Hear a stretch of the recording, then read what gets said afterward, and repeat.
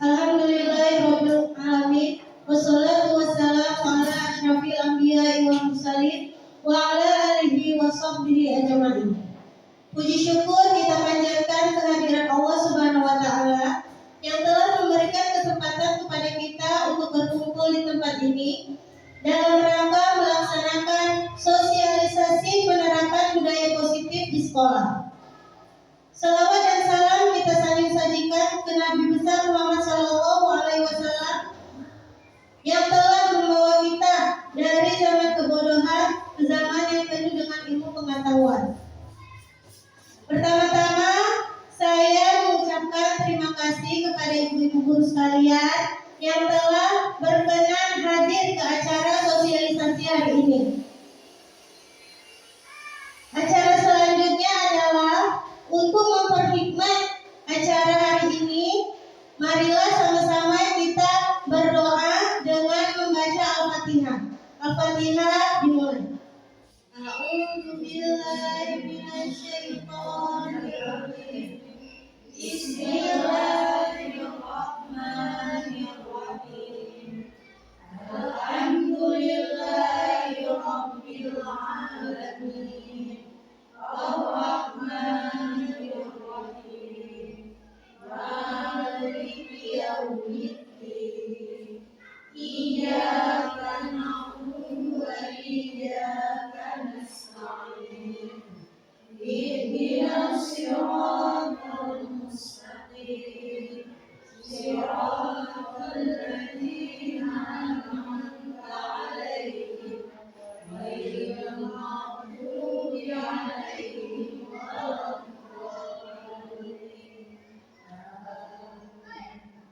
Amin amin ya rabbal alamin. Semoga Allah memberikan kelancaran acara hari ini. Acara selanjutnya adalah kata-kata sambutan dari Ibu Kepala Sekolah yang akan diwakilkan oleh Ibu Painem. Kepada Ibu Painem kami persilakan.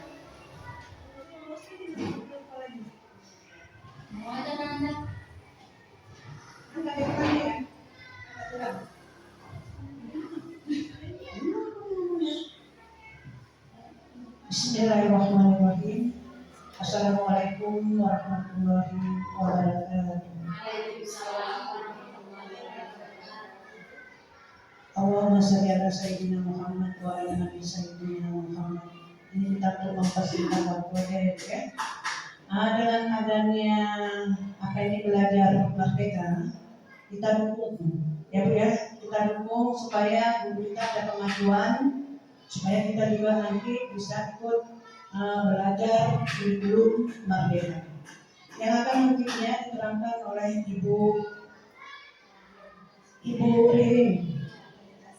Ibu Ririn ya Bu ya. Jadi kita mari sama-sama kita mendengarkan apa nanti yang diterangkan dengan Ibu Ririn. Kalau misalnya Ibu kurang paham bisa bertanya kepada Ibu Ririn. Karena kita kan baru belajar ya Bu ya. Jadi semuanya marilah sama-sama kita dengarkan apa yang diterangkan oleh Ibu ini. Yang kurang jelas boleh bertanya ya Bu ya. Hanya ini yang dapat saya sampaikan. Lebih dan kurang juga saya mohon maaf. Kami sudah dengan Assalamualaikum warahmatullahi wabarakatuh. Terima kasih kepada Ibu Painem. Acara selanjutnya adalah acara inti tentang penerapan budaya positif yang akan disampaikan oleh pemateri kita, yaitu Ibu Fajar Asri sebagai CGP Angkatan 8. Pada Ibu Fajar Asri.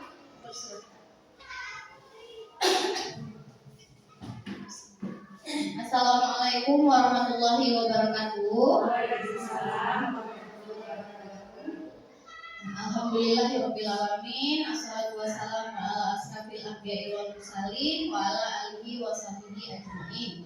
Yang pertama-tama mari kita panjatkan puji dan syukur kehadirat Allah Subhanahu wa taala yang telah memberikan kita rahmat dan hidayah sehingga kita dapat berkumpul di tempat yang berbahagia ini. Salawat beriring salam kita sajikan ke pangkuan Nabi besar Muhammad Sallallahu Alaihi Wasallam yang telah membawa kita dari alam kebodohan menuju alam yang penuh dengan ilmu pengetahuan. Di sini saya Fajar Asri sebagai CGP angkatan 8 dari Sekolah SD Negeri Buagiring Raya. Di sini ingin menyampaikan diseminasi penerapan modul 1.4 tentang budaya positif di sekolah. Sebelum saya menyampaikan tentang ini, kita ice breaking dulu ya Ibu. Ini ice breaking yang biasanya kita lakukan sama anak-anak, mungkin udah sering diterapkan oleh wali kelas yang lain kan? Coba tangannya ke atas, dua-dua tangan, semangat Ibu, semangat. Ini kata-katanya konsentrasi ya Bu ya. Tangan ke atas, ke depan, ke bawah. Oke, ke atas, berdiri. Nggak apa-apa dua aja, nggak apa-apa. Tangan ke atas, ke depan, ke bawah. Konsentrasi ya Bu. Tangan ke atas, diputar-putar.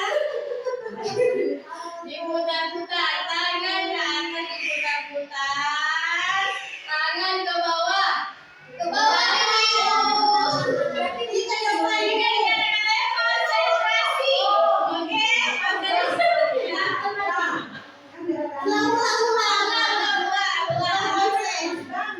ya, kita mulai ya Bu. Nah, tangan ke atas, diputar-putar. Tangan ke depan,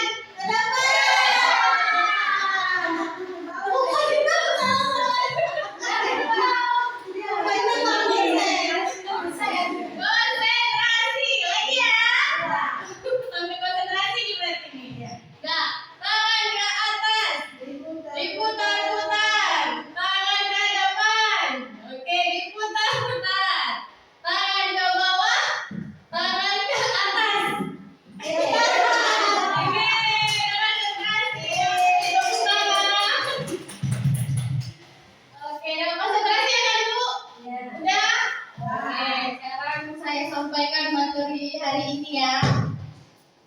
Di sini sesuai judulnya diseminasi penerapan modul 1.4.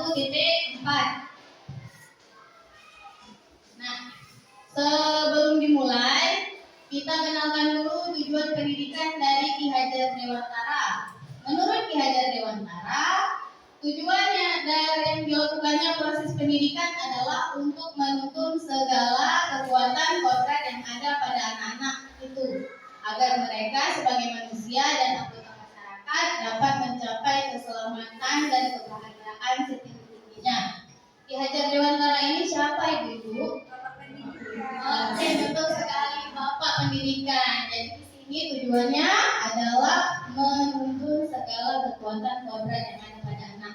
Jadi bukan yang kita suruh. Nah, ini belajar.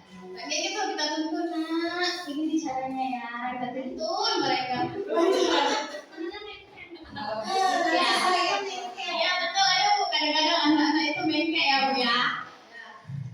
Habis itu, inilah tujuannya untuk mencapai tujuan pendidikan tersebut, maka pendidikan harus memiliki kesatuan konsep yang jelas, meliputi ingansar sumpelada sebagai guru atau pendidik harus bisa menjadi teladan untuk semua peserta didik. Ingmandia Mamungkasa, yaitu pendidik mampu menciptakan ide bagi peserta didik. Terus yang terakhir, Tupuri Handayani, pendidik harus mampu memberikan motivasi dan arahan kepada peserta didik.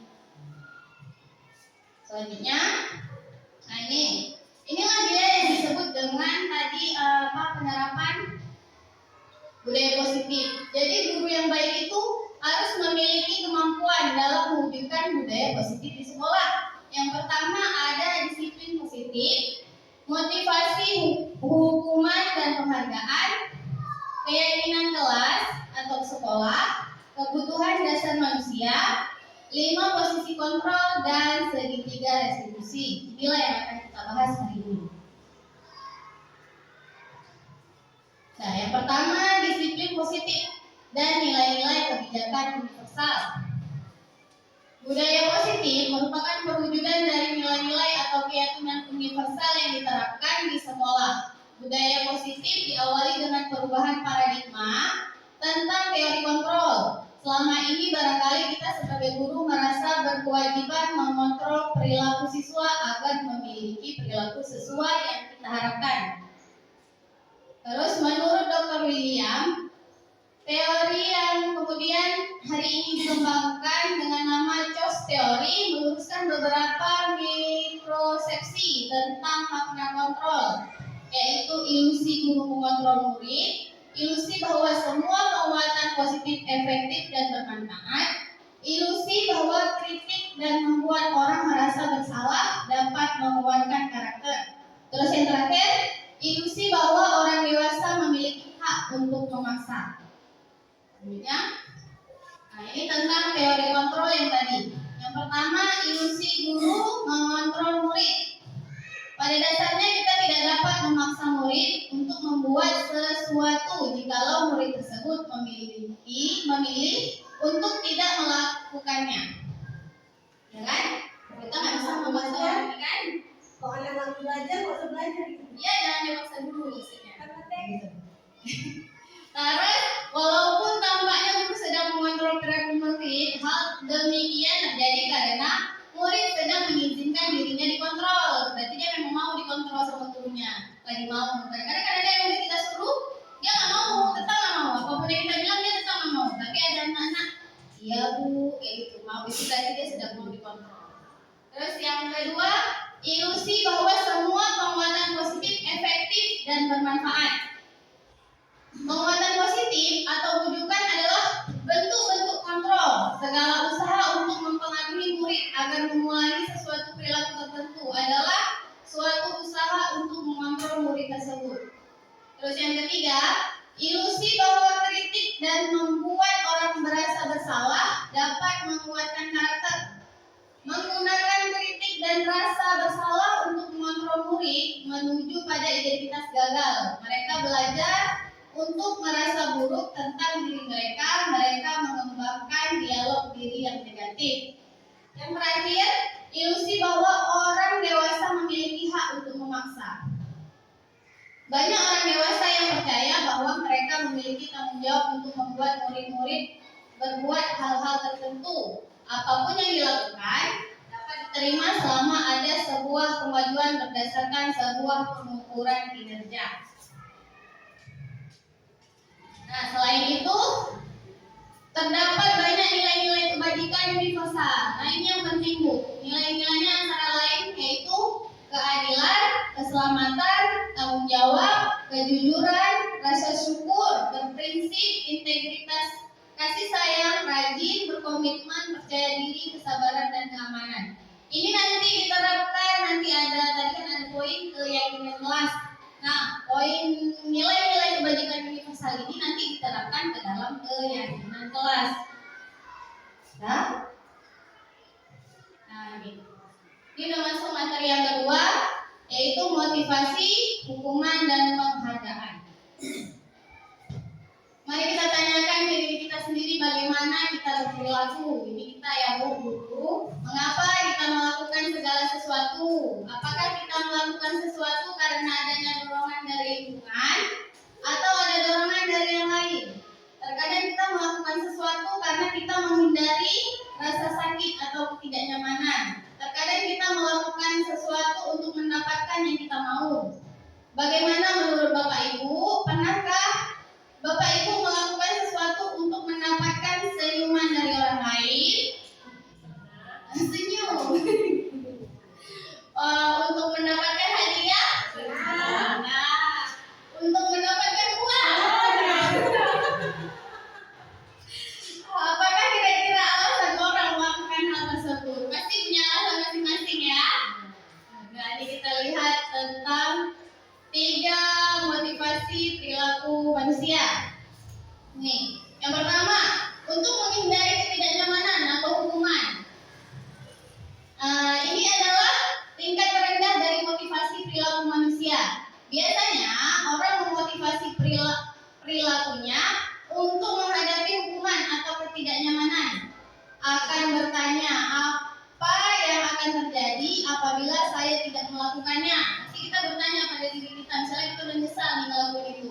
Apa ya dari kita ngelakuin itu? Apa ya yang harus kita lakukan karena kita udah ngelakuin itu?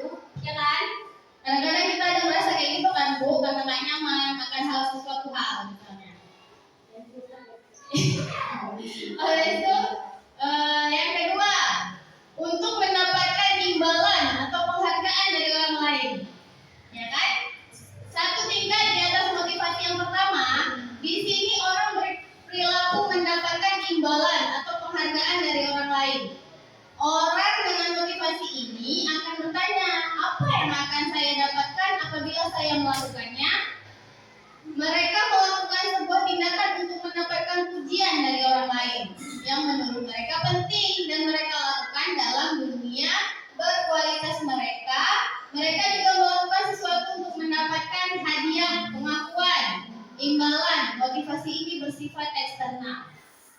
Kita pernah merasakan itu ibu-ibu? Pernah? Pasti pernah ya Bu ya.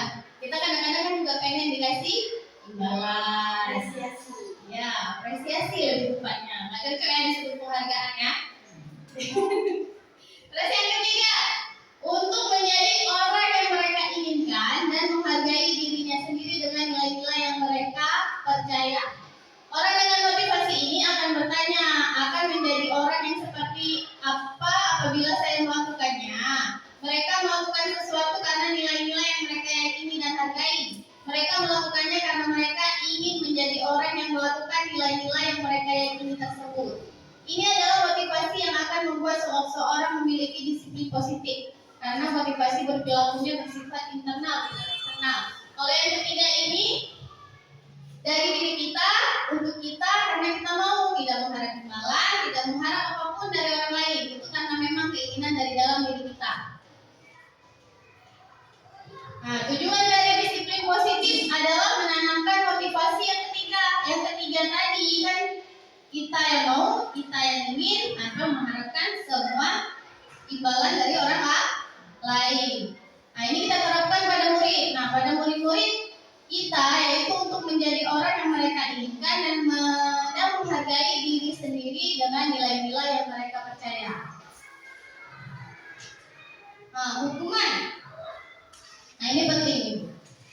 Hukuman. Dalam menjalankan peraturan ataupun keyakinan kelas, nanti keyakinan kelas kita bahas di bab selanjutnya.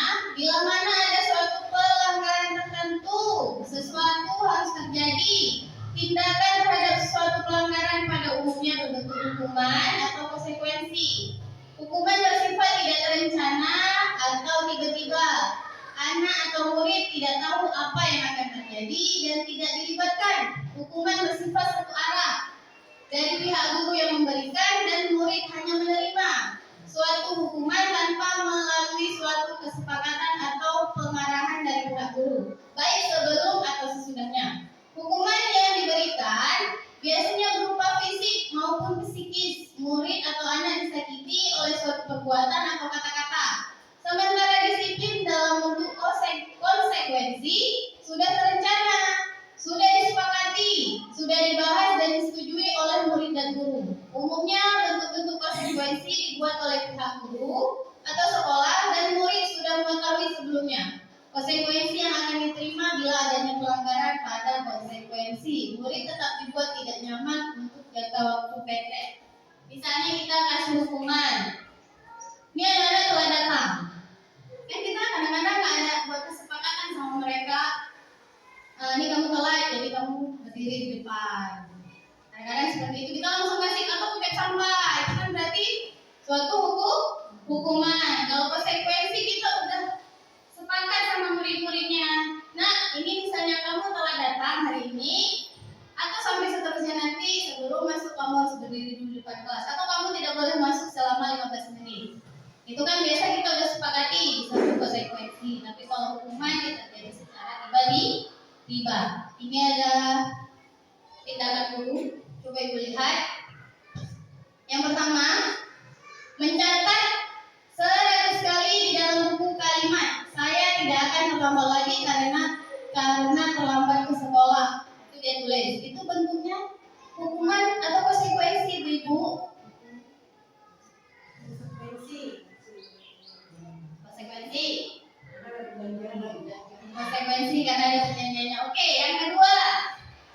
Lari mengelilingi lapangan basket 2 kali karena terlambat hadir di sekolah. Hukuman. Murid diminta untuk push up 15 kali karena tidak menggunakan masker ke sekolah. Hukuman. Mengganti kertas tugas teman yang telah dicoret-coret. Hukuman. Yang gede bu suaranya bu. Semangat musikin, semangat.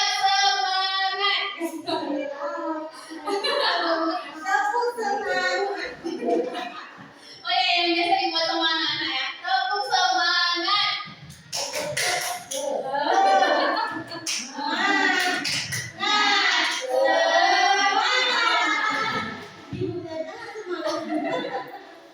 Nah, yang ketiga,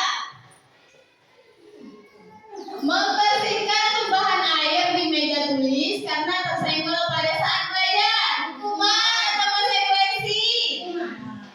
Hukuman.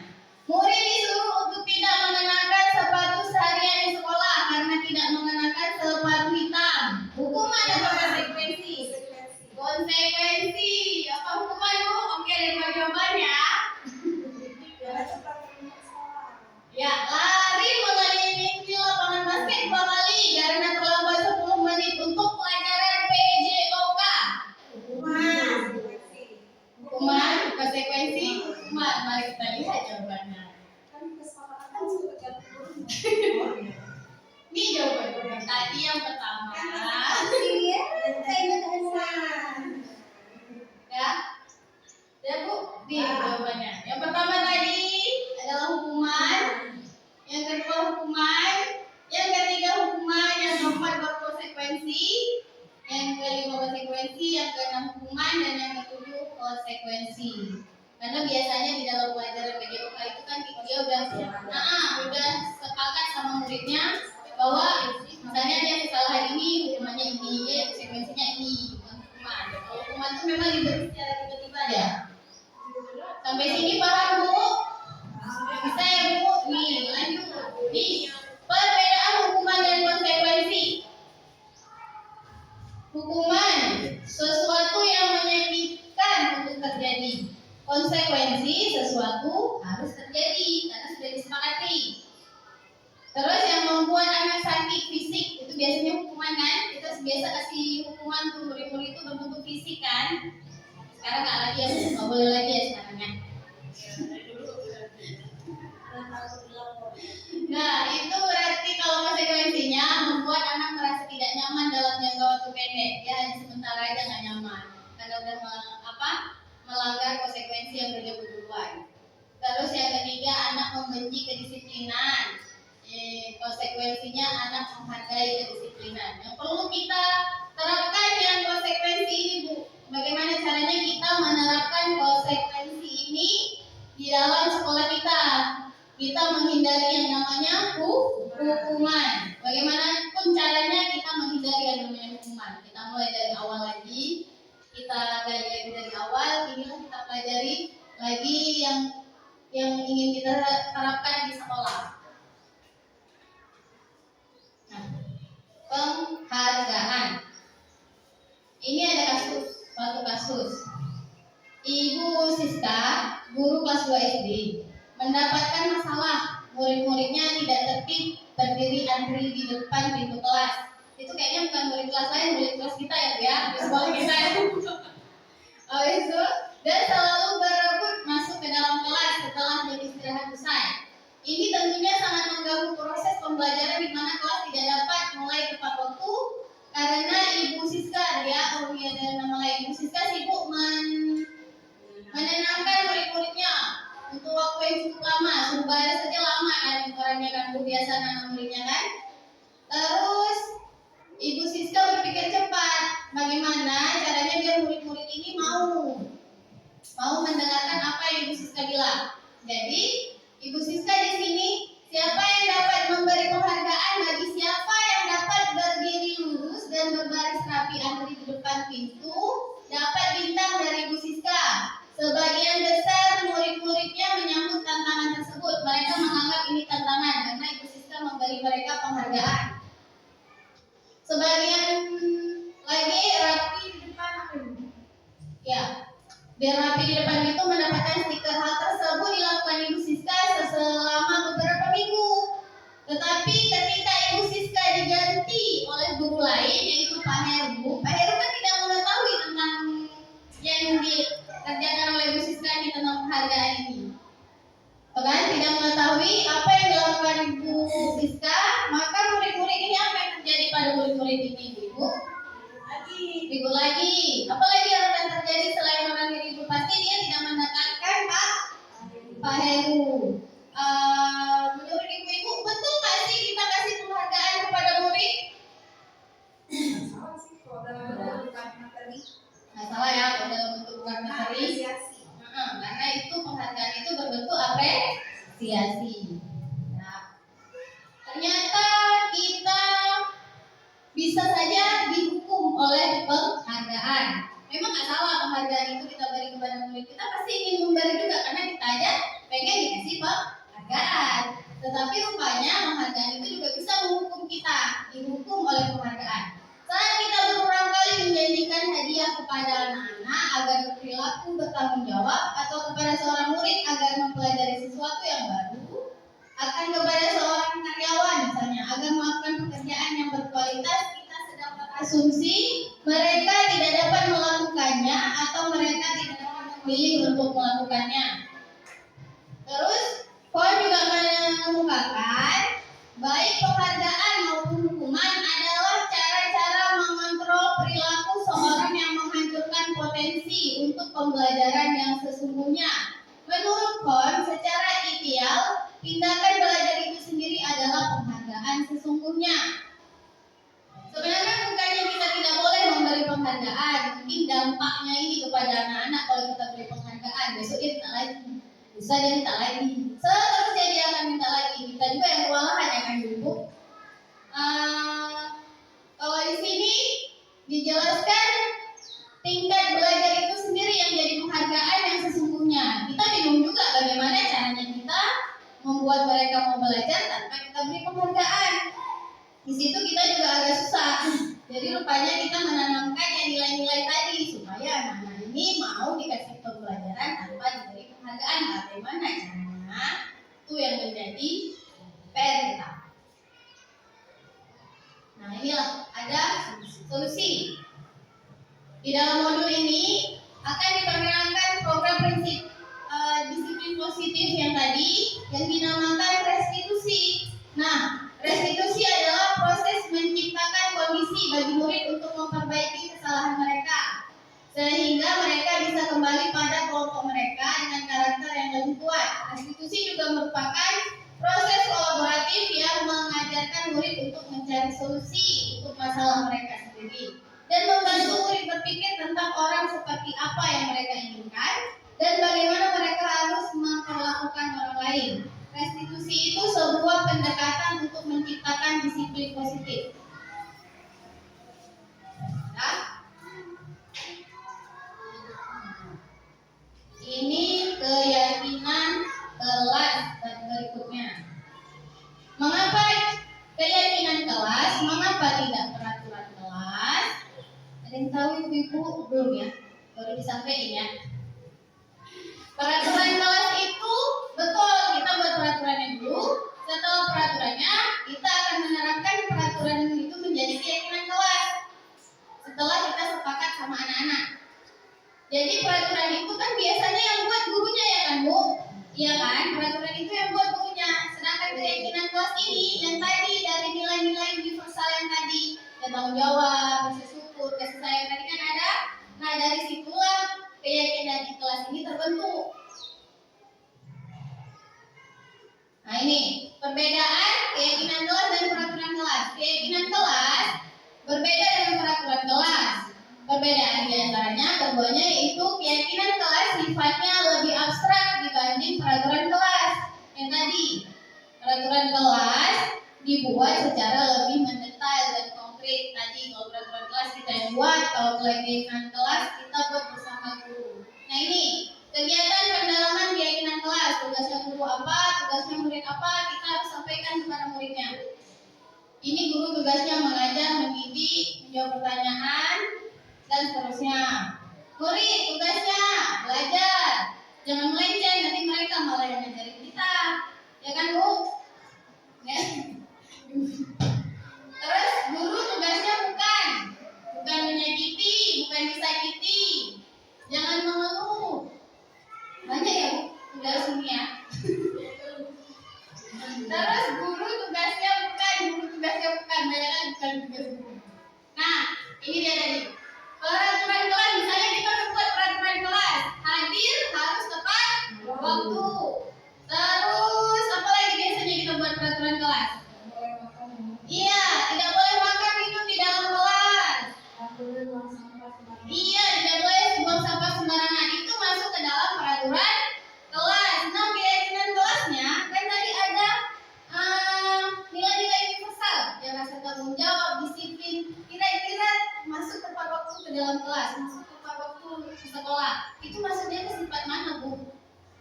Disiplin. Oke. Kalau yang tadi tidak boleh buang sampah di kelas, itu masuk ke sifat mana, Bu? Bertanggung jawab. Kan dia tanggung jawab nih, siapa kan? Wah, buang sampah. Nah, itulah yang dimaksud keyakinan kelas. Jadi peraturannya udah ada, keyakinannya yang kita uruskan. Jadi sama anak-anak kita bilang kalau itu tanggung jawab kalian masing-masing. Seperti itu. Ini udah ibu terapkan, harus kalian jalankan di dalam kelas. Bagaimana bisa? Bisa. Kita lihat kondisi berikutnya dan berikutnya. Itulah kita ulang-ulang kepada siswa kita. Ibu. Nah, ini peraturan. Ini peraturannya. Kira-kira keyakinan kelasnya apa? Selalu kembalikan ke tempatnya. Yang tadi keyakinan kelasnya. Tanggung jawab. Dilarang mengganggu orang lain. Tanggung jawabkah? Saling menghargai, menghormati, menghargai. Hadir sekolah 15 menit sebelum pembelajaran dimulai. Disiplin. Dilarang melakukan kekerasan. Ya, kasih sayang ya. Biasa masuk ke situ ya, kasih sayang. Dilarang menggunakan narkoba. Ini maksudnya kemana? Keselamatan. Ya, keselamatan ya. Kesehatan, bisa juga. Bergantian atau menunggu giliran. Tidak berburu. Ya, disiplin. Gunakan masker. Disiplin. Jangan berlari di kelas atau koridor. Lari berarti seringkali kita lari sini, lari sana. Kita lihat ya keyakinannya. Oh, keselamatan. Berarti yang pertama tadi tanggung jawab, yang kedua menghormati orang lain, yang ketiga menghormati orang lain atau berkomitmen, tapi larinya lebih ke disiplin tadi ya, Bu. Keselamatan, menghormati orang lain. Kalau yang dilarang menggunakan narkoba benar, kesehatan. Bergantian atau menunggu giliran, menghormati orang lain, bersabar. Gunakan masker, kesehatan, keselamatan. Jangan berlari di kelas atau koridor, yaitu keamanan dan keselamatan. Nah, materi berikutnya kebutuhan dasar manusia. 5 kebutuhan dasar manusia. Seluruh tindakan manusia memiliki tujuan tertentu. Semua yang kita lakukan adalah usaha terbaik kita untuk mendapatkan apa yang kita inginkan. Kita tidak mendapatkan apa yang kita inginkan. Sebetulnya saat itu kita sedang memenuhi satu atau lebih dari satu kebutuhan dasar kita, yaitu kebutuhan bertahan hidup, kasih sayang dan rasa diterima, kebebasan, kesenangan, dan penguasaan. Ini ada kasus, nanti kita bahas. Ini Ibu Ambar. Ibu Ambar guru wali kelas 2. Tadi kelas 2 aja ya, Bu? Kelas 2 ya, Bu? Ibu Ambar guru wali kelas 2 di SD Pelita Hati. Sedang bingung menghadapi ulah salah satu murid di kelasnya, yaitu si Doni. Beberapa anak kelas 2 telah datang padanya dan mengeluhkan Doni yang seringkali meminta bekal makan siang mereka dengan paksa. Jika Anda menghadapi situasi seperti Ibu Ambar, apa yang akan Anda lakukan? Menurut Anda, hal tersebut. Biasanya kita ngapain dulu? Kita ngapain dulu sama si Doni? Kalau kita mau, ya kita bertanya dulu, Doni, kenapa kamu melakukan hal tersebut? Ya kan? Nah, nih, ini 5 kebutuhan dasar tadi. Yang pertama, kebutuhan bertahan hidup. Kalau menurut kasus Doni tadi, kalau dia minta punya kawannya, kalau dia kelaparan, berarti dia sedang mempertahankan hidupnya. Mungkin di rumah dia nggak makan, kan dia kelaparan di sini dia mau makan kawannya kan? Wah, nyamir kayak gitu kan, lapar, mana lapar diambil. Berarti dia sedang mempertahankan kebutuhan bertahan hidup dia. Kalau yang kedua, kasih sayang dan merasa diterima. Mungkin bukan di kasus Doni tadi bisa kita ambil juga. Si Doni ini di rumahnya nggak diurus bu, kurang kasih sayang oleh orang tuanya. Jadi dia carilah caper nih istilahnya, cari perhatian kawan-kawannya. Bilang pasti aku nanti di rumahnya dapat teguran dari ibu. Kan biasa gitu anak-anak. Senang dia, apalagi senang kalau kita minta bilang ibu ya gitu. Pasti kan anak itu bilang aja, makanya dia senang kok, dia nyari gitu, dia nyari kasih sayang, dia nggak dapat itu di rumah, ya kan? Dia tidak menemukan kasih sayang di rumah, jadi dia carilah di sekolah dengan ibu-ibunya. Dia nganggap ibu-ibunya ini juga mamanya, padahal dia udah jengkel ya bu. Terus yang ketiga, penguasaan. Kalau dari kasus Doni tadi, kalau penguasaan dia itu mau ngerasa dari jadi penguasa gitu di kelasnya, aku hebat nih. Jadi kok aku ambil punya kawan-kawan makanannya nih, berarti aku mantap. Nah, dia merasa kayak gitu tuh, aku ambil punya kawan-kawan gitu. Berarti dia akan merasa dia berkuasa di kelas ini. Ada lagi yang kasus itu di sekolah kita ya bu, ada ya kan? Terus yang keempat, kebebasan. Dia mau bebas, si Doni ini mau bebas. Jadi dia suka-suka hati dia aja. Ini kan kelasku, ambil aja makanan kawannya.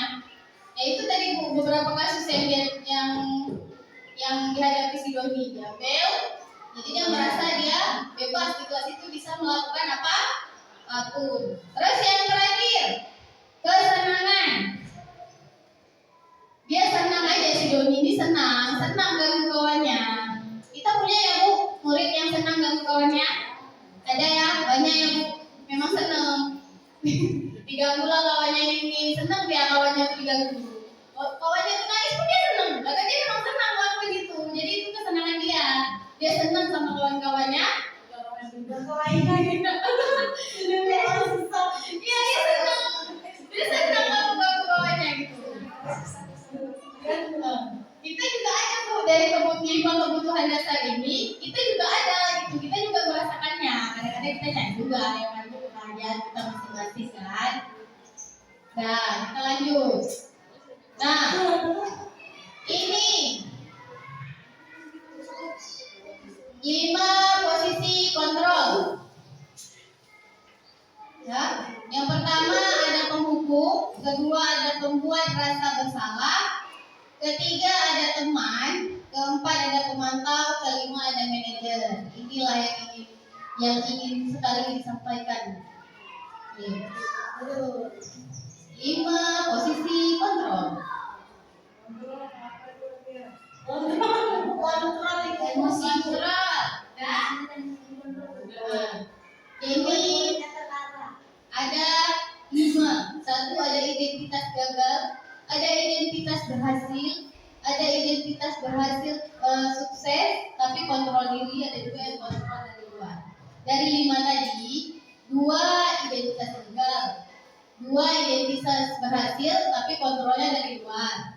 1 yang berarti identitas sukses berhasil dan kontrol dari diri sendiri. Nih, guru berbuat, si penghukum menghardik, menunjuk-nunjuk, menyakiti. Biasa begitu ya juga kalau kita menghukum anak. Kamu ya, kalau udah kayak gitu. Kamu ya, pasti gitu ya kan bu?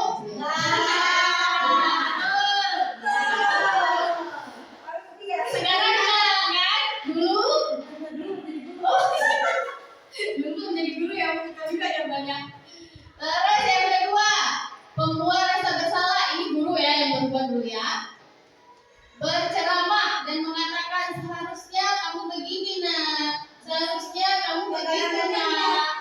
Ada kan? Terus teman, nih siswanya kita jadiin teman.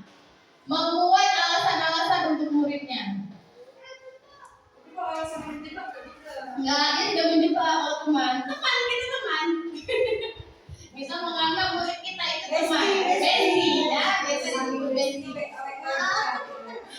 Terus memantau, dia menghitung dan mengukur. Gurunya itu dari jauh memantau muridnya. Oh, dia bagusnya kayak gini. Oh, dia bagusnya kayak gini. Nanti itu ada lagi. Manajer mengajukan pertanyaan-pertanyaan. Nah, yang guru berkata, nanti guru berbuat ya. Ini guru berkata, kalau di pembuku, guru seringkali berkata, kalau kamu tidak melakukannya, awas ya. Nanti begini ya, awas ya. Nanti begini ya. Kalau enggak itu nggak boleh pulang. Iya. Kalau nggak siap, nggak boleh pulang. Pasti gitu. Kalau nggak siap, nggak boleh pulang. Ya kan Bu? Itu termasuk ke dalam pembuku. Terus kalau membuat orang merasa bersalah, ini kita buat anak-anak kita merasa bersalah. Kamu seharusnya kamu sudah tahu, ibu senang sekali mengatakannya. Ibu udah capek nak, ini aja ibu pulang nak. Ini aja ibu bilang nak. Kan dia terakhir merasa bersalah. Ben. Ya kan? Terus kalau teman, gurunya pasti berkata, ayolah nak, demi ibu nak, kali ini aja nak, ibu udah ditegur sama kepala sekolah. Pernah kan tuh kita ngomong kayak gitu? Udahlah nak, kali ini aja nak, ya kan? Ada kan? Ada, pasti ada. Terus yang ketiga, empat, pemantau. Kalau pemantau ini langsung ya. Apa nak peraturannya nak? Peraturan kita apa hari ini nak? Kita udah pernah buat peraturan kan nak? Udah Bu, pasti dia gitu. Pasti dia gitu Bu. Gak ada yang nyalain anak. Kita udah buat peraturan nak. Udah. Jadi apa yang harus kamu lakukan? Lari Bu, udah lari. Itu aja. Itu pemantau. Dia nggak ngapa-ngapain. Dia cuma nanya, kamu udah tahu peraturannya? Sekarang nanti itu umurnya ngantuk Bu, nanti mana kali Ya, ini kita bahas Bu. Ini manajer guru berkata, apa yang kita yakini, apa yang bisa kamu kerjakan untuk memperbaiki masalah ini. Nah ini Bu, misalnya muridnya ngantuk nih, ibu sering ngantuk ya, kan? Ibu tanya ya Bu ya, berdua aja Bu, jangan ada orang lain. Malu dia nanti sama orang lain. Kita tanya, kenapa nak kamu selalu tidur di kelas? Kan kita sanjung dari awal.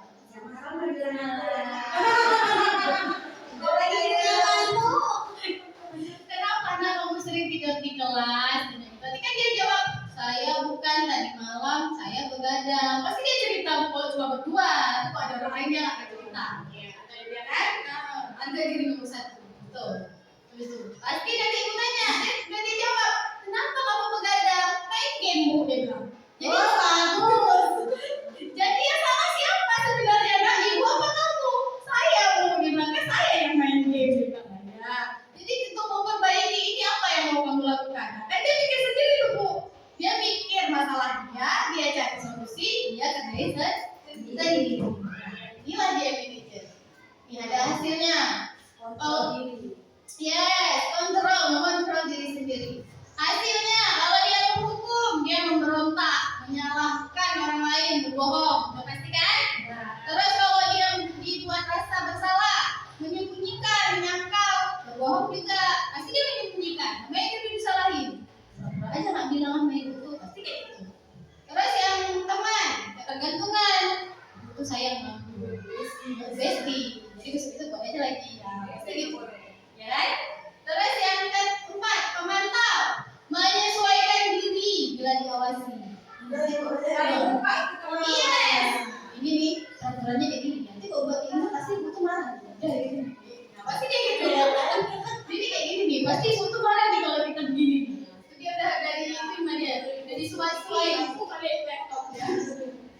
Nah, terus yang manajer menguatkan pribadi. Ya tadi Bu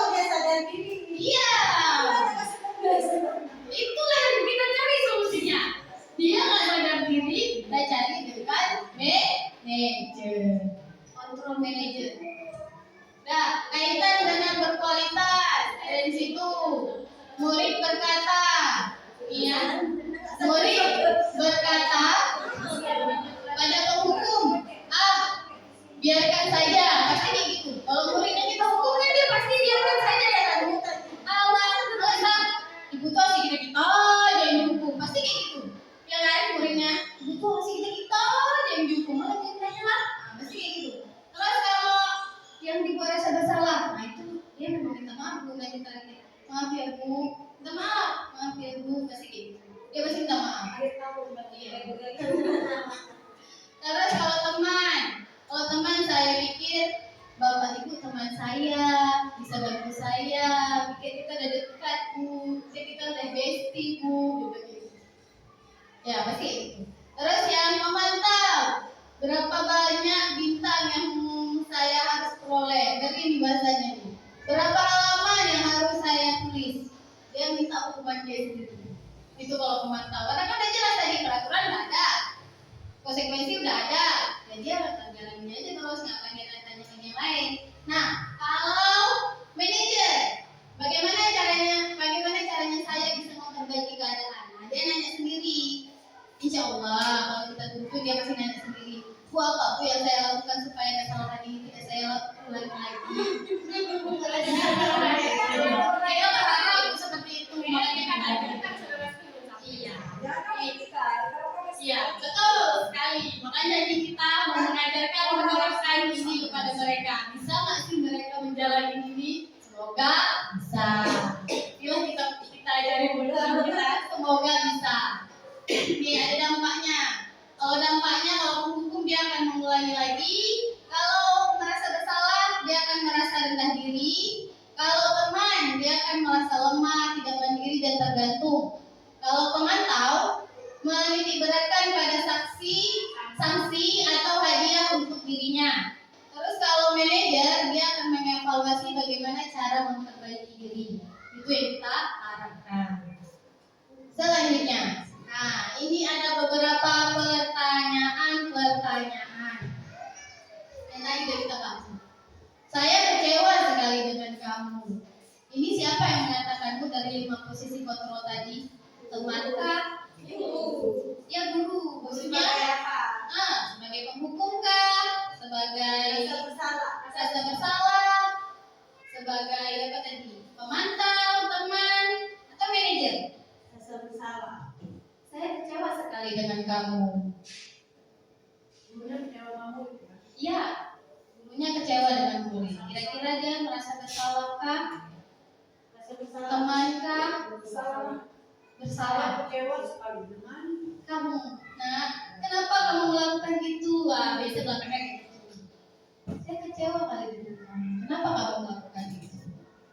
Bersalah, teman, pemantau, atau bersalah? Oke, yang kedua, kamu tidak pernah benar-benar melakukannya.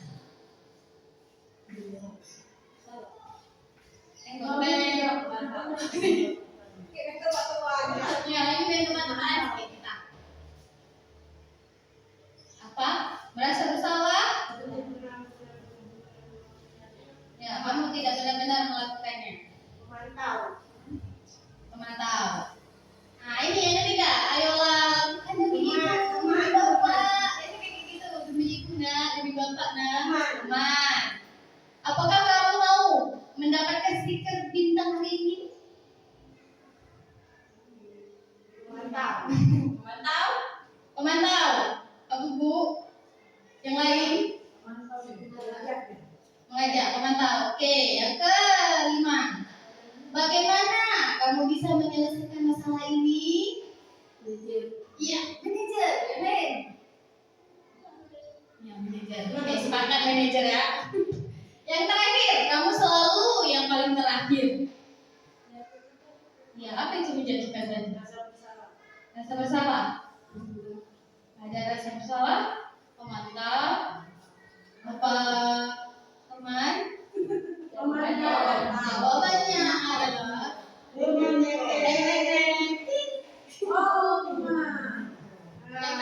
terakhir. Yang pertama, merasa bersalah. Saya kecewa sekali dengan kamu. Nah, kenapa kamu melakukan itu? Nah, yang kedua, penghukum. Kamu tidak benar-benar melakukannya. Pasti kamu tadi gini-gini kan? Hukumannya hari ini adalah langsung dikasih.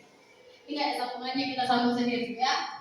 Ayolah demi ibu, demi bapak. Nah, apakah kamu mau mendapatkan stiker bintang hari ini? Pemantau. Betul. Bagaimana kamu bisa menyelesaikan masalah ini? Betul tadi manajer dia mencari masalahnya. buku. Asik kamu aja. Udah jelas cuma bahasa kita beda dengan bahasa ini yang aman. Serius. Nah, yang terakhir.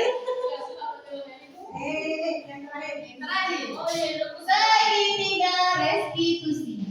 Nah, iya ini dia segitiga restitusi. Yang pertama, menstabilkan identitas. Yang kedua, validasi tindakan yang salah. Yang ketiga, menanyakan keyakinan. Segitiga restitusi inilah yang kita terapkan jika siswa kita punya masalah, Bu. Misalnya ini siswa kita punya masalah. Siapa yang paling banyak masalah di sini? Kelas 1, kelas 2, kelas 3, kelas 4, kelas 5, kelas 6. Kelas 6 misalnya yang Bu yang tinggi. Apa Bu biasa masalahnya?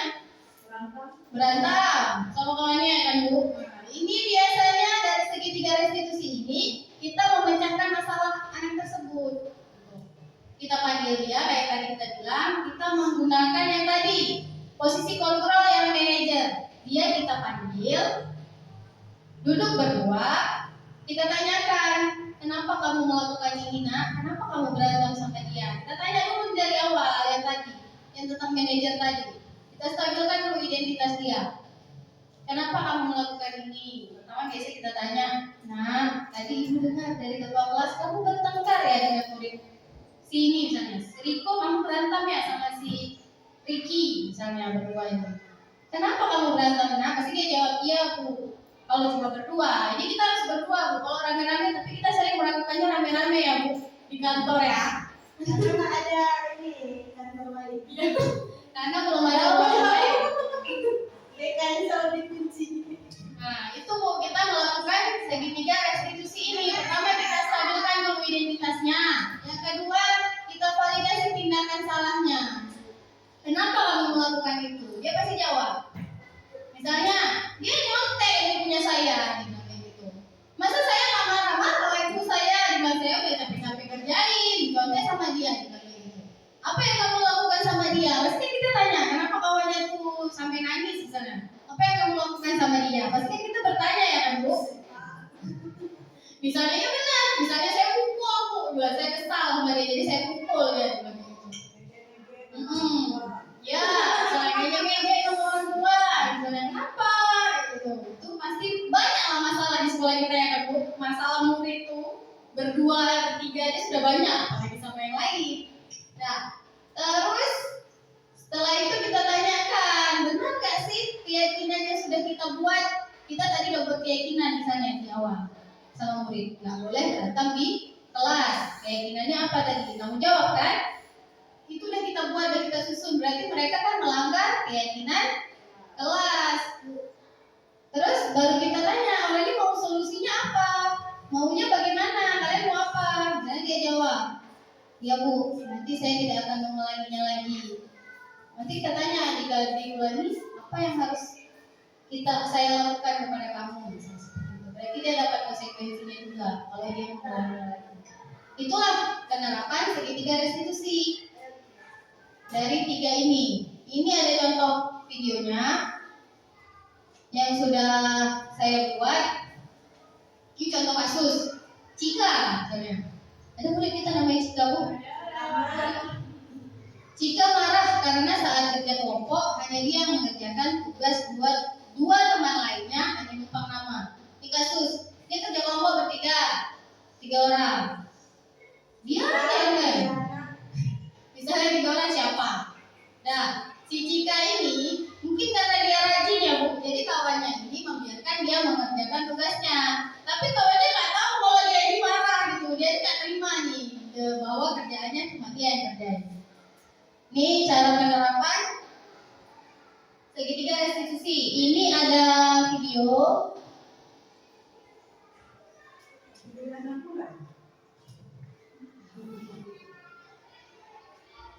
Nggak dengar ya? Gimana cara dia dengar?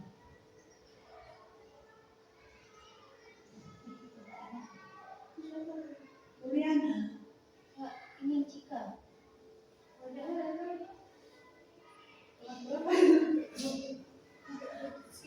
Ini kan kelas 5.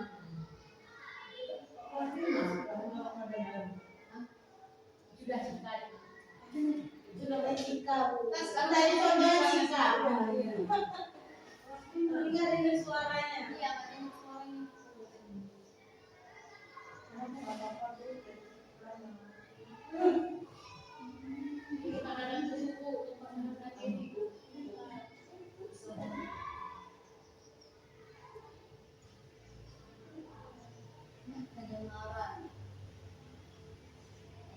Salah teknis.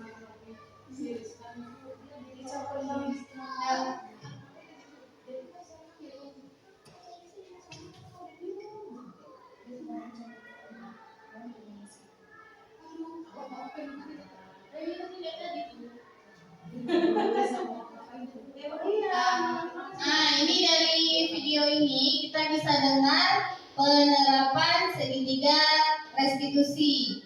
Yang pertama dia guru ini menanyakan, menstabilkan identitasnya. Yang kedua tadi validasi rasa bersalah. Terus yang ketiga menanyakan keyakinan kelas. Ini suaranya agak kecil ya, nggak terlalu dengar. Dengar sedikit? Dengar sedikit ya, sedikit aja ya. Dengar ya.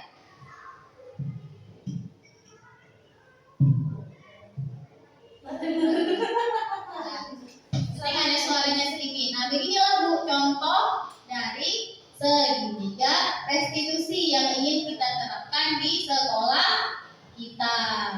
Bagaimana Ibu-ibu? Ini materi terakhir kita. Terima kasih telah mendengarkan diseminasi penerapan budaya positif di sekolah. Bagaimana sampai di sini? Insya Allah paham ya Bu? Baik, saya kembalikan kepada moderator. Ya, terima kasih kepada pemateri kita. Bagi ibu-ibu yang masih ada pertanyaan, boleh silakan ditanyakan. Saya Ibu. Ya, untuk Ibu Bainem.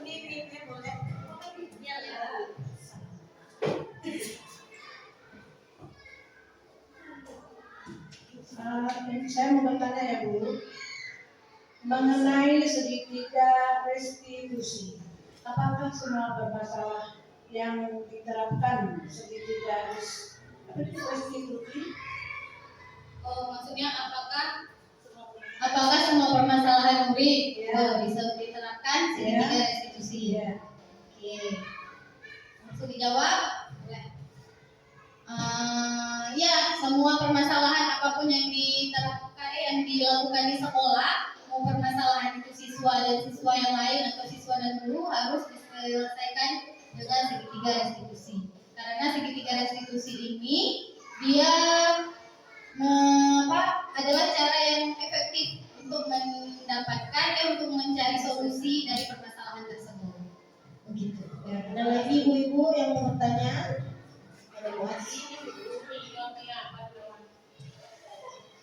Saya ingin bertanya, apakah sekarang guru tidak boleh memberi penghargaan kepada muridnya?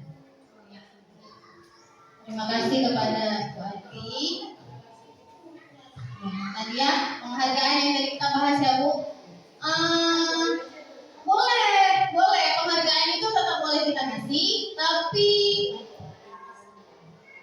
secara khusus Bu. Misalnya kita mau kasih ke anak satu, nggak boleh kita kasih ke depan kawan yang lain, karena itu mempengaruhi yang lain. Masih dia aja yang dapat penghargaan tentang dia pandai. Itu pasti ada di murid yang lain Bu. Betul kan? Itu pasti ada. Masih dia aja yang dapat tentang dia juara satu. Masih dia aja yang dapat, kita nggak dapat. Dia mana mau tahu dia nggak pandai Bu. Yang penting hati dia tersakiti. Dia mana mau tahu saya nggak bisa, saya berusaha. Ada murid itu pasti dia tersakiti dalam hatinya. Coba tanya di dalam hatinya yang paling dalam, pasti dia tersakiti. Kita boleh kasih penghargaan itu secara khusus. Kita panggil dia, nah ini karena kamu juara satu, ini hadiah untuk kamu. Nanti terserah dia yang mau pamer sama kawannya, itu urusan dia, bukan itu kita lagi kan. Nah, terus kalau kita mau kasih penghargaan kepada siswa di kelas, boleh semua dikasih. Misalnya muridnya, kamu luar biasa hari ini, juga nak luar biasa murid ibu hari ini. Itu kan suatu penghargaan. Misalnya aku kasih mainan atau hadiah, kasih semuanya, biar semuanya itu dapat. Dia tidak merasa oh saya dapat juga, berarti saya bisa begitu.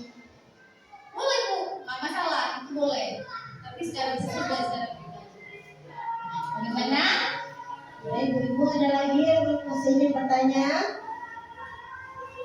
Ada lagi ya? Kalau udah nggak ada lagi,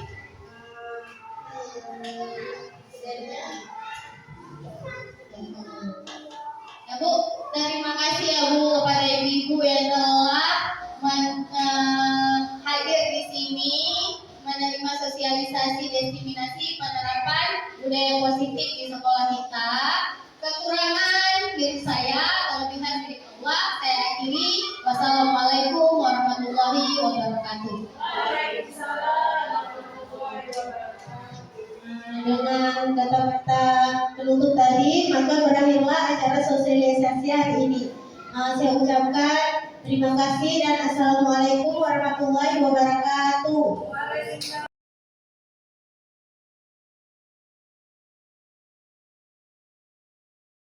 Assalamualaikum warahmatullahi wabarakatuh.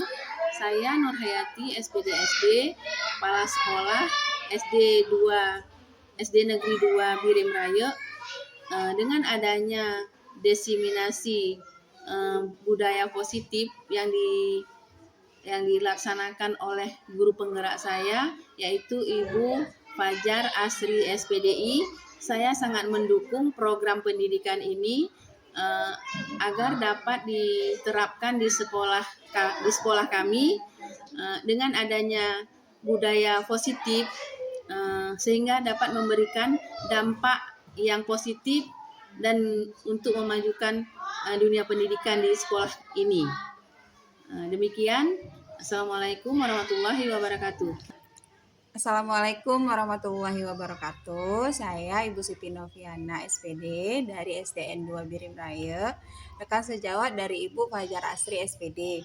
Nah, saya ingin memberikan tanggapan atau umpan balik terhadap pembelajaran yang telah diberikan oleh Bu Fajar Asri, yaitu mengenai diseminasi tentang budaya positif yang dapat diberikan kepada para peserta didik. Nah, kami guru di sekolah mendapatkan pengetahuan baru tentunya, bagaimana cara penanggulangan, mengambil tindakan, juga memberikan sikap terhadap kejadian ataupun situasi yang berkaitan dengan para peserta didik dengan menggunakan diseminasi ini tentunya. Dan kami sebagai para pengajar tentunya dapat lebih bersikap atau bertindak dengan berpihak kepada siswa. Terima kasih. Demikian saja yang dapat saya berikan. Assalamualaikum warahmatullahi wabarakatuh. Saya Erlina SPDI, guru agama di SDN 2 Birim Raya.